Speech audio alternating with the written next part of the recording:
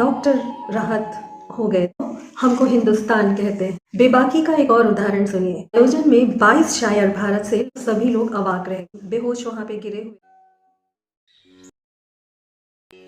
नमस्कार फ्रेंड्स, आज राहत इंदौरी साहब की डेथ एनिवर्सरी है। आइए इस अवसर पर हम उनकी बातें करते हैं, उन्हें याद करते हैं और अपनी श्रद्धांजलि उन्हें अर्पित करते हैं। शायरी में राहत इंदौरी साहब का नाम उनके चाहने वाले बहुत ही अदब के साथ लेते हैं। भारत में उर्दू के मशहूर शायरों में से एक राहत इंदौरी साहब। उनके जन्म का नाम राहत कुरैशी था। 1 जनवरी 1950 को मध्य प्रदेश के इंदौर शहर में उनका जन्म हुआ, इसीलिए उनके नाम के आगे इंदौरी टाइटल लगाया जाता था।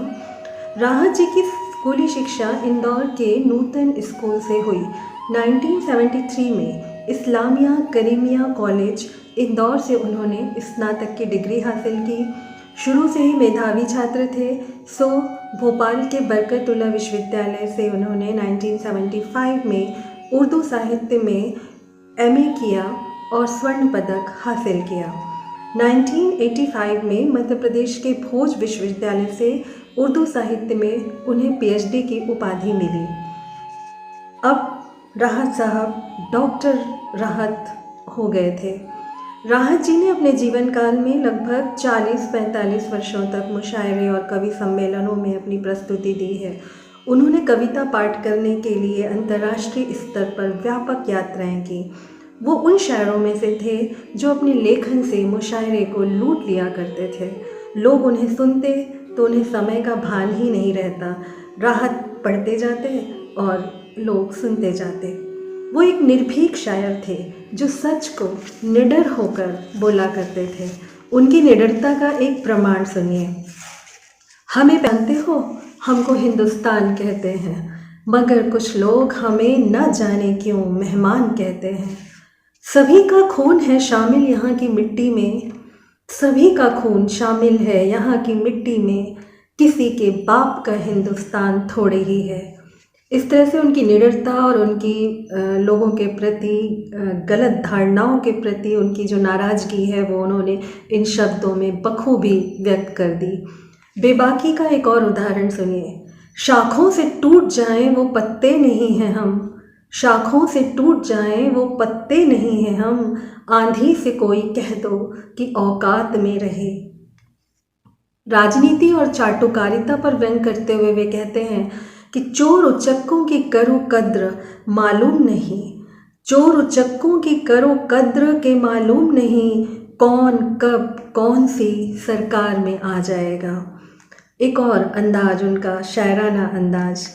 तेरी जुबान कतरना बहुत ज़रूरी है, तुझे यह मर्ज है कि तू बार बार बोलता है, तुझे यह मर्ज है कि तू बार बार बोलता है। राह में खतरे भी हैं लेकिन ठहरता कौन है, राह में खतरे भी हैं लेकिन ठहरता कौन है, मौत कल आनी है आज आ जाए डरता कौन है। और सचमुच 2017 में मौत से उनका आमना सामना हो गया था। पूरा वाकया इस प्रकार से है कि अगस्त 2017 में लंदन में ये हुआ था।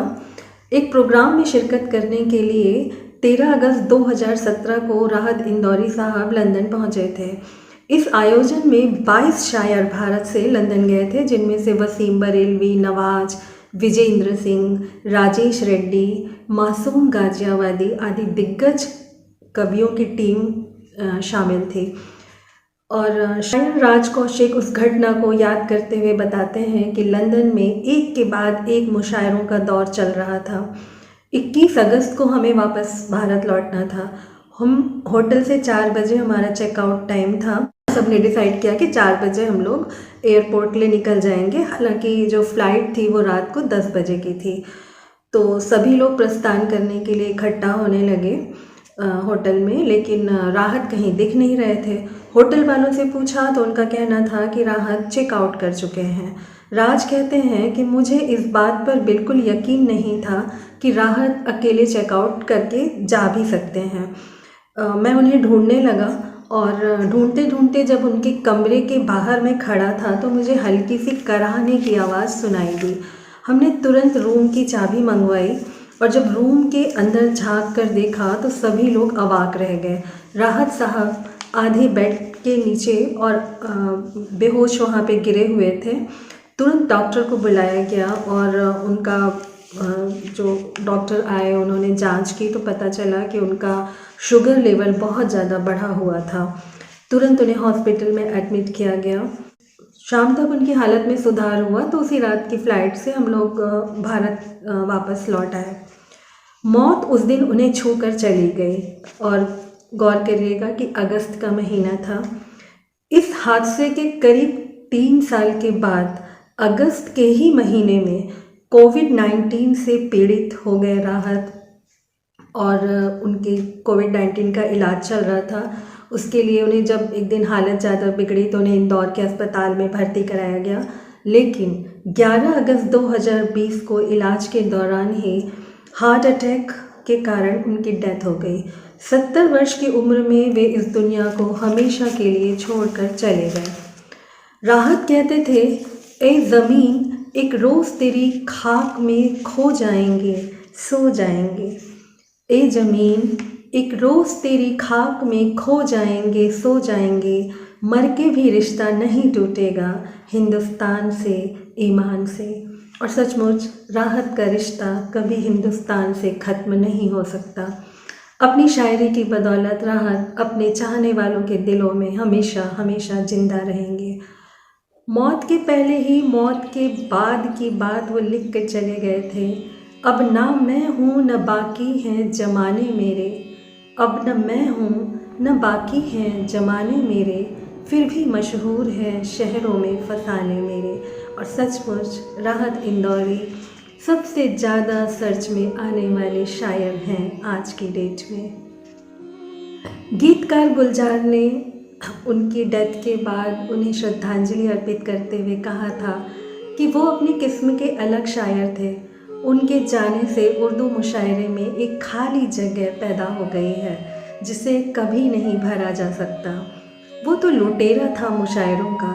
हर उम्र के लोग मुशायरों में राहत की बारी का इंतज़ार करते थे। जावेद अख्तर जी ने अपनी श्रद्धांजलि अर्पित करते हुए कहा था कि राहत साहब के जाने से समकालीन उर्दू शायरी में अपूर्णीय क्षति हुई है।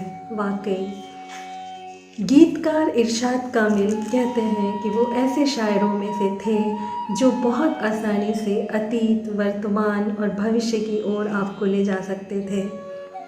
अशोक चक्रधर अपनी श्रद्धांजलि अर्पित करते हुए उन्होंने कहा था कि राहत चले गए, एक राहत चली गई। Thank you.